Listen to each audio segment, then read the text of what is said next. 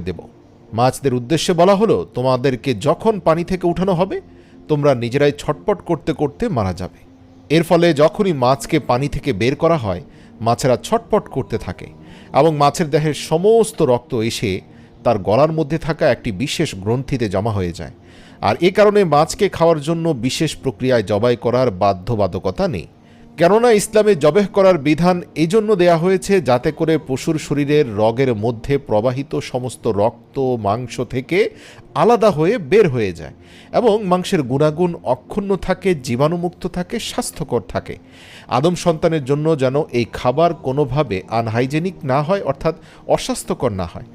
আর মাছের ক্ষেত্রে আল্লাহ তাআলার বিধান জারি করা হয়েছে যে যখনই মাছকে পানির ভেতর থেকে উপরে আনা হয় তখন প্রাকৃতিকভাবে মাছ ছটপট করতে করতে মাছের দেহের সমস্ত রক্ত মাছের গলায় থাকা গ্রন্থিতে এসে জমা হয়ে যায় এবং মাছের শরীরের মাংস রক্ত